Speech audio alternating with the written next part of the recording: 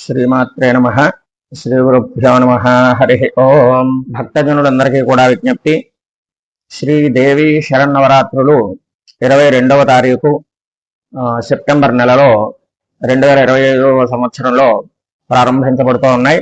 సోమవారం రోజు నుంచి భవానీలందరూ కూడా సోమవారం ఉదయం 4 గంటల లగాయితూ 11 గంటల మధ్యలో ఆ రోజంతా కూడా వద్య దుర్ముహూర్తాలు ఏవి కూడా లేవు కాబట్టి భవానీ దీక్షాధారణ చేసుకుని ఆ శరన్నవరాత్రులు అనేటటువంటి ఆ నవరాత్రులలో అమ్మవారిని చక్కగా ఆరాధించుకుని అమ్మవారి యొక్క అనుగ్రహాన్ని పొందగలుగుతారు.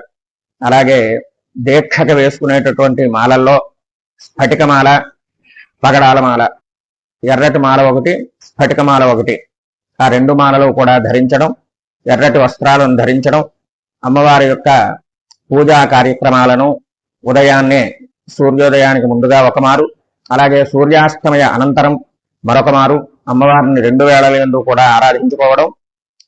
భవానీలందరూ కూడా చక్కగా కిందనే నేల యందు పడుకుంటూ ఉండడము, అలాగే పురిటి మైలు మొదలగు మైలులకు దూరంగా ఉండటము, ఆయా కార్యక్రమాలు జరుగుతున్నప్పుడు వాటికి దూరంగా ఉండడం, అనుకోని వేళల్లో ఒకవేళ చూసినట్లయితే మరలా స్నానం చేసి అమ్మవారిని ధ్యానించడం, ఈ విధంగా నియమాలు చేసుకుంటూ ఉండాలి.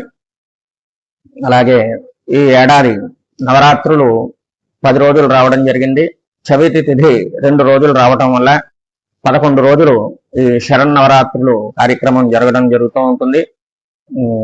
అంచేత భవానీలు చక్కగా అమ్మవారిని ఆరాధించుకునేటటువంటి అవకాశం కలిగింది కాబట్టి ఈ ఏడాది శరన్నవరాత్రులలో భవానీలందరూ కూడా మాలధారణ చేసుకుని అమ్మవారి యొక్క అనుగ్రహాన్ని పొందుతారని చెప్పి మనం చేస్తూ ఉన్నాం. శుభం.